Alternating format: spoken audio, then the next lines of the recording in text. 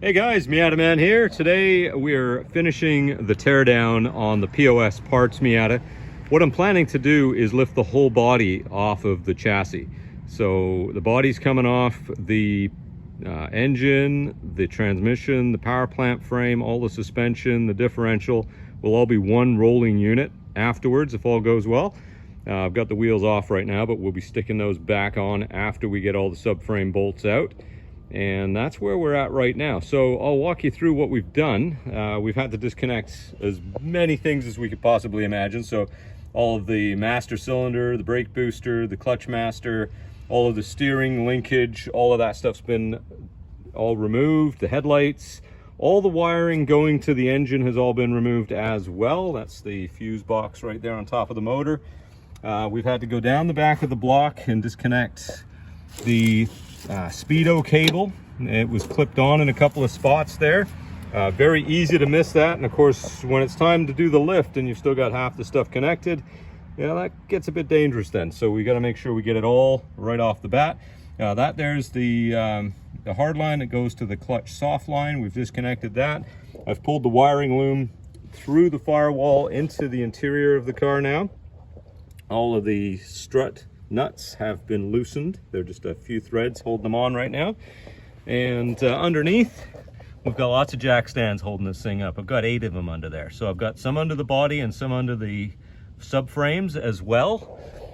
We've got blocks in the suspension to stop the suspension from collapsing when we take the body off and lower it down onto the ground. And I've done that in the rear also, right there.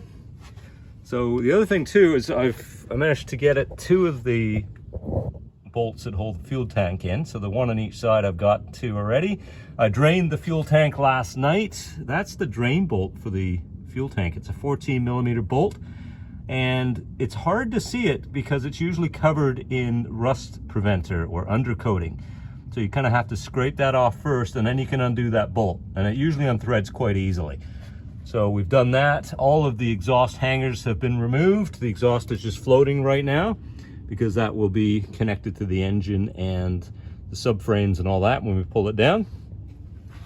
And so yeah, that's where we're at on the interior. We've got all the interior out. I've taken the stick out, or the shifter, just so that doesn't give us any problems because it sticks up, almost a foot, right? So there we go, guys. That's that. The other thing too is fuel tank is empty, just a tiny bit left in there. All of the fuel lines have been disconnected. Disconnected the filler neck and all of that, and we're just about ready to go here. So I just thought I'd make you a quick video, show you where this thing's at and what it looks like if you want to ever do this. For whatever reason, if you're taking a Miata and turn it into a donor car for something else, like an Exocet. There's a couple of guys on YouTube that have done Exocet videos where they've done this sort of a thing. They've been a little more careful, of course, because they're going to reuse the harness and everything else in their build. But for this, what we're doing is we're just basically getting parts and suspension and engine and all that stuff for later on. So right there is the junction on the rear subframe for the rear brakes. I've cut the line that goes from the body to the junction, so that won't hang us up. And there's the block again in the back. Now this car had a ton of rust, as you can see in the wheel well here. It is very extensive. I've never seen anything like this, to be honest. This is the worst I've ever seen. It is incredible.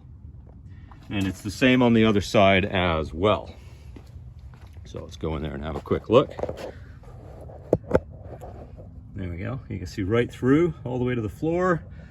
And if you look in here, you can see all the way through right here. All the way through to the side as well. So pretty crazy amount of rust on this car. Right through the floor pan as well. That's the driver's side floor pan. There's no structure there at all. Just giant hole all the way through. Same thing here, right below where the seatbelt attachment is. That's not as bad, but you can see daylight through the bottom of that. And last but not least, the passenger side on this car. It was absolutely gone. So we've got, you know, you can see right inside the frame rail here.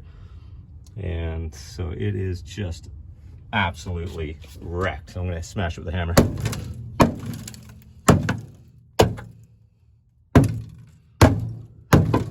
Yeah, it's scary.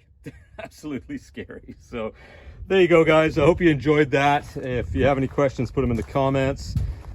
Please hit that subscribe button and like the video, and I'll make more for you really soon. Thanks, guys.